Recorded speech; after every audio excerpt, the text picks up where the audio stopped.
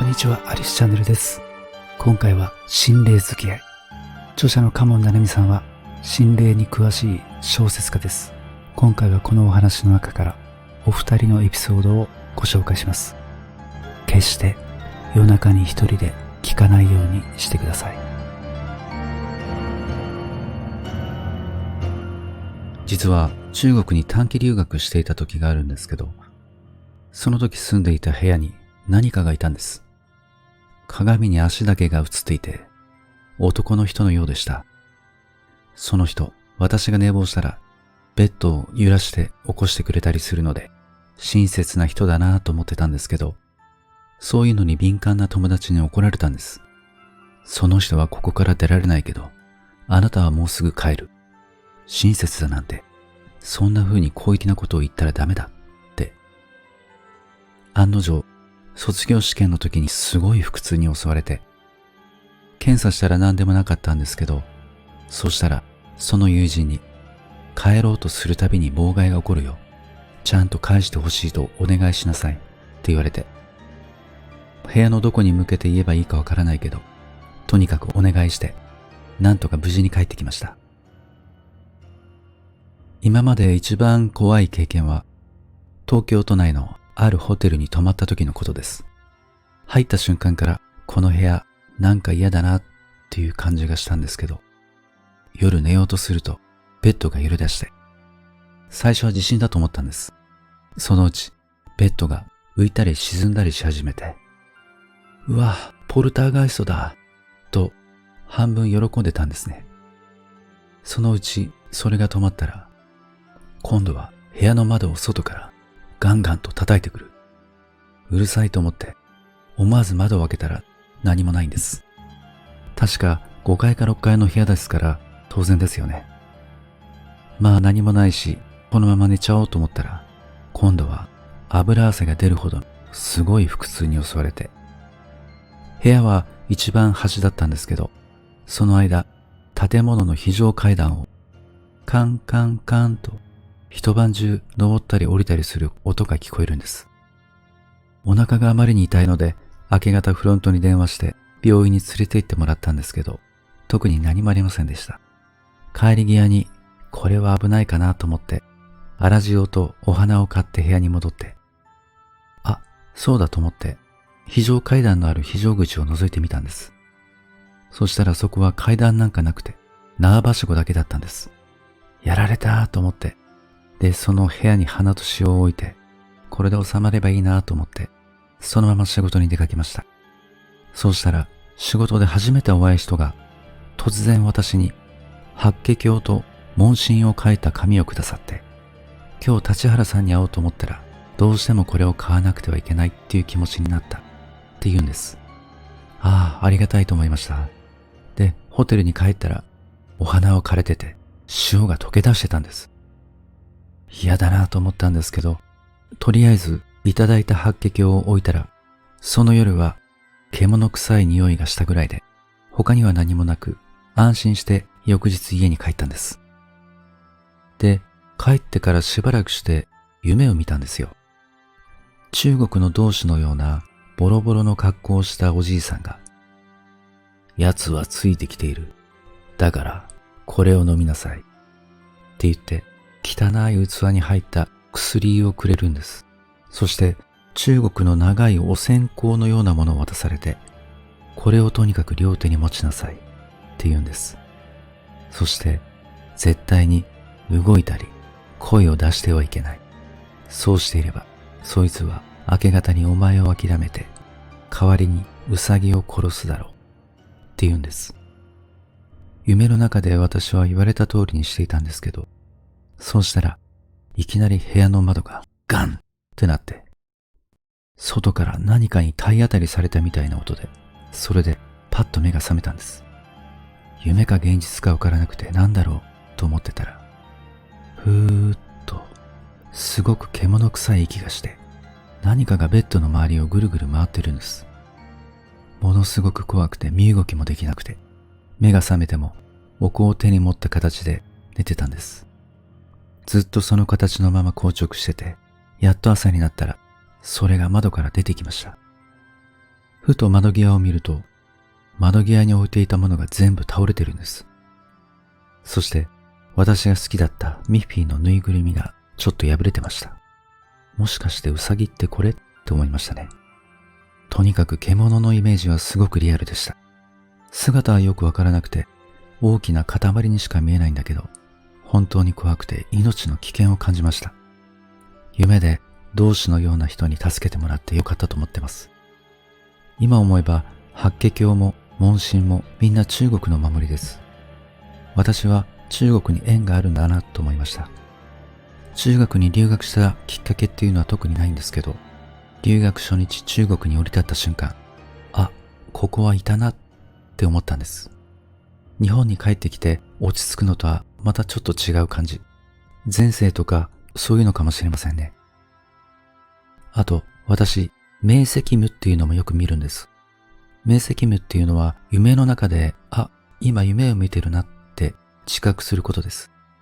中国では夢研究をされてる人もすごく多くて、古い文献がたくさんあるんです。そういうのを読んで面白いなと思って真似しているうちに自分でも見るようになりました。夢の続きも見られるし、変えることもできちゃうんです。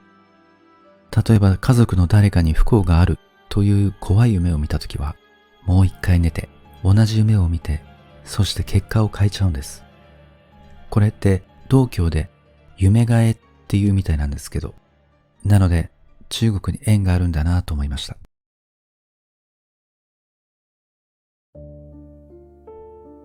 僕は昔テレビで放送していたあなたの知らない世界、あれを作っていました。あの番組は私自身の体験がなければきっとなかったでしょうね。だってそれまで霊とか神とか見えない世界にほとんど関心がなかったから。きっかけは昭和43年の夏。家内が喜劇女優の若水八重子さんの紹介で、ある霊能者のところに仕事の相談に行ったんです。最初、私はそんなところに行くのはやめた方がいいよって言ったんですけど、結局家内は出かけて、帰ってきたらこんなものくださったんですよって私に紙を見せたんです。それはその霊能者が描いた絵で、ここであなたのご主人を前から一生懸命読んでいらっしゃる非常に身近な仏様がいらっしゃいます。と言われたんです。ただその絵だけではよくわからない。その絵にあるのは川とそれにかかった橋、崖が崩れた丘があって無縁仏っていう矢印が書いてある。お墓が並んでるんですけど、綺麗に並んでるような状態じゃない。おそらくお寺だとは思うが、という程度の絵なんです。で、その霊能者はこの絵を見せて、ここを探しなさいって言ったんです。ここはどこですかって家内が聞いても、よくわからないっていう。僕はテレビの仕事があって、とにかく忙しくしていましたから、家内から渡されたその紙を無造作に投げてたんです。一応夜になって父の弟に電話をして、実はこんなこと言われて、どうも新倉家の先祖らしいんだけど、と聞いてみましたが、新倉家には無縁仏なんてない、と怒られました。そうだろうなと思いました。翌朝仕事終わったんですけど、やっぱりどうも気になって、その紙をじーっと見ていたんです。そこから始まるんです。私の不思議な行動が。頭の中が何もなくなったようになって、目的地もわからないのに、その紙をポケットにしまって、車に乗って世田谷の家を出たんです。ただ車が勝手に動いているっていう感じですね。そのまま東名高速に乗って、どんどん走りながら、僕は一体どこへ行くんだろう、と思っていた。そのうちに厚木インターに着きました。特に意思もないままインターを出ると、神奈川県の秦野市に入っていました。そこに大きな川が流れてたんですけど、その橋のたもとまで来て、初めて車を止めたんです。ただ止まったはいいけど、なんでここに来たかは自分でもわからない。見渡すと川があって、橋があって、左の方に丘がある。絵に描かれてた景色と似てるんです。ただ、お寺らしいものはなくて、その方向にはビルが建っているだけだったんです。でもとりあえずこの絵の通り行ってみようと思って、橋を渡って左に曲がったら、雑貨屋の前で奥さんがほうきで道を掃いていました。その人にこの絵をお見せして、この辺に小高い丘で、お寺か何かわかりませんけど、お墓がいっぱいあるようなところってありますかって聞いてみると、あ、これはね、そこを右に行くとすぐありますよって言うんです。お礼を言ってその通りに行くと、細い道に入っていって、その瞬間ゾーッとしましたね。突然丘があって、車の窓から見上げると、あちこちバラバラになっているお墓があった。さらに進んでいくと門があって、寿徳寺って書いてました。このお寺の名前は聞いたこともないし、もちろん行ったこともありません。ごめんくださいとチャイムを押すと、60代ぐらいのご住職が出てこられました。当時僕は43歳です。それで、そのご住職に紙をお見せして説明し始めたら、住職が怪訝な顔をされるんです。そりゃそうですよね。いきなり人の寺へ来て妙な紙を取り出して、この寺の中に新倉の先祖の墓があるって言われてもね。だけどその時ご住職がふと、あんた、今新倉っておっしゃったねって言うんです。で、父の名前を聞かれたので、寛一ですって答えると、あんた、寛ちゃんのせがれなのかいって言うんですよ。親父の昔の知り合いだったようなんですけど、もちろん、私はそんな話全然知りませんでした。それでご住職も、よし、それなら一緒に気が済むまで探そうって言ってくださって、二人で7月の暑い中、草ぼうぼうの中を探し出しました。1時間以上経って、もうさすがに見つからないかなと思った頃、新倉さん、ご住職の声がしました。見ると泥だらけになって斜面のところを掘り返しているんです。私も手伝うと、間もなく泥まみれの石の塊が見つかりました。なんとか崖から二人で運び上げて、井戸から水を運んで泥を落としてみると、やっぱり墓石でした。何かがうっすら書いてある。見ると、明治34年7月26日、梅原純三という文字が浮かんできました。この名前には全く見覚えがありません。それで、この仏様が何者なのかを調べてみようと、私と住職は本堂に戻りました。で、ご住職が過去帳を探していらっしゃる間、本堂で一人でお茶をいただきながら待ってたんです。その時、すっと目の前に真っ白な蝶々が現れた。私の目の前に来て、私の顔の周りをくるくる回っていました。不思議な蝶々だなぁと思っていたら、ご住職が明治中期頃の過去帳を持って見えました。しばらくご住職がそれを見ていると、急にブルブル震え出されたんです。そして、ここを読みなさい、と私に過去帳を差し出すんです。そこには、明治34年7月26日、梅原純三22歳、入水自殺って書いてある。この方、入水自殺されたんですかと私が一言に言うと、その次だ、ご住職が怒鳴る。それで次の行を見ると、新倉家より梅原家に養子って書いてあったんです。それを見た瞬間、私は全身の毛穴が開きました。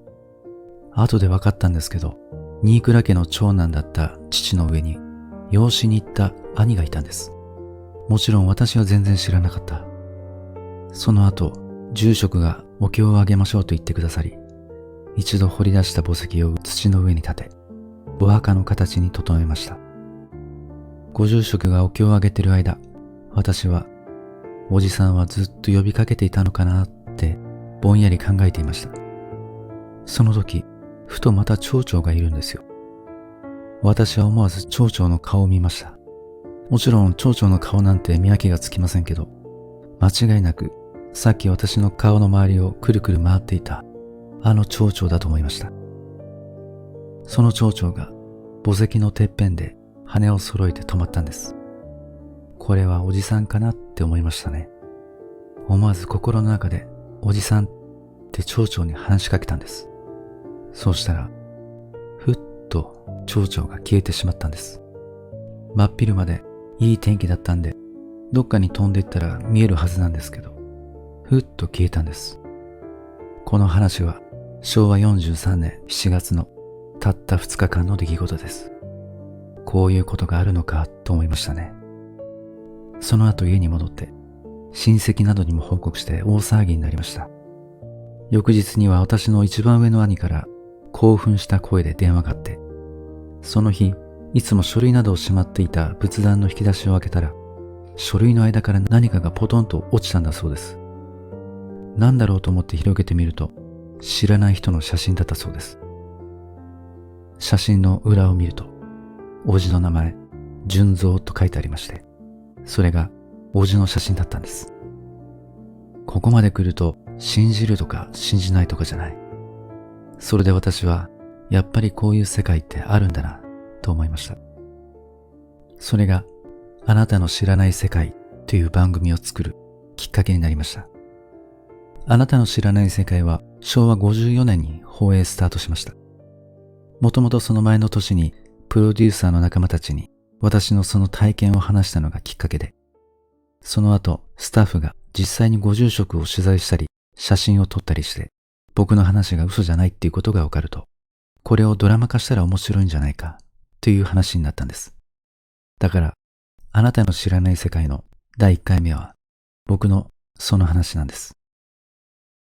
その後僕が体験した怖いエピソードもあります。日本テレビのあるスタジオの近くの雑木林での撮影のことです。その頃、雑木林の奥でベルトで首を吊った人が長い時間が経って白骨化して発見されたっていう事件があったんです。その現場に心霊現象なんか全く信じていないという人を連れて行って、夜中にそこに座らせておこうという企画をやった。首を吊った木の横に祭壇を用意して、ろうそくとお線香を立てて、夜中の12時からだいたい2時間、一人で座ってもらって、その様子を無人のカメラで撮影したんです。実は撮影の間にもいろいろ不気味なトラブルはあったんですけど、本当に変わったことが起きたのは撮影の後のことです。撮影が全部終わったのが朝の4時頃。いつもはすぐ解散するんですけど、その日はスタッフに、今日はこのまま家にまっすぐ帰らないで、近くの神社の鳥居をくぐって自分でお祓いして亡くなった方の成仏を祈って帰ってください。ということを言ったんです。だけど、スタッフにそんなことを言っておいて、僕は家がスタジオから近かったものですから、お参りもしないで家に帰ってしまったんです。そうしたら、家に着いて間もなく、急に体が焼けるように熱くなって、40度ぐらいの熱が出てしまったんです。その時は自殺した人がどうこうなんて考えはありませんでした。でもあまりに熱が下がらないから何人か医師の診察を受けたんですけど、納得できる診断は出ません。その時、家内が例の霊能者のところで見ていただければと言い出したんです。叔父の墓を教えてくれた霊能者さんです。私はあまり自分のことを霊能者に見てもらうっていう考えはなかったんですけど、あまりに熱が続くし、体重も落ちる一方だったので、行ってみました。そうしたら、その霊能者の前に座った途端に、新倉さん、あれほど言ったでしょ。ああいうところは入っちゃいけないんですよ。って言われたんです。さらにロケ現場の状況までおっしゃって、うわ、これはすごいなと思いました。そしてこう言うんです。その方があなたの背中におんぶしたままです。お祓いしましょう。払うと言っても大げさなことではなくて、なんか背中をさっと払うだけなんですけど、家に帰った翌日、もうふわっと体が楽になって、熱が下がりました。元の体重になるのに1週間ぐらいかかりました。だって10キロぐらい痩せていましたから。自殺者をからかうつもりはなかったんですけど、やっぱり亡くなった人に対する姿勢が良くなかったと思いました。僕は神様仏様に対しての特別な信心とかはないんですけど、でも目に見えない世界に何かがあって、そういうものに自分は影響を受けているということは感じます。小さいことかもしれませんけど、会えないはずの人に立て続けにタイミングよく会えたりして、そういう不思議への感謝の気持ちは毎日起きますね。やっぱり叔父の事件があったからです。世界観が変わった僕の人生の大きな事件だったんです。そんなことがあったから、何かいいことがあるとおばとかおじさんからのプレゼントのように思えるんです。先祖孝行は時に触れ、折に触れ、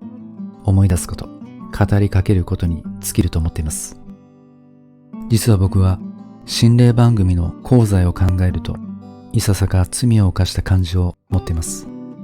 霊は怖いというイメージが圧倒的に強いんです。人生に不利なことが起きると、先祖のたたりって決めつける方が実は多いんです。不利なことを幸せや喜びに変えるのは自分自身だと思います。東大を何度受けても合格しない。これは先祖のたたりだって信じる方もいらっしゃいます。僕たちが作ってきた心霊番組の影響が大きいと思います。改めて申し上げます。霊は優しいものです。供養はお金や形じゃない。愛情です。優しさです。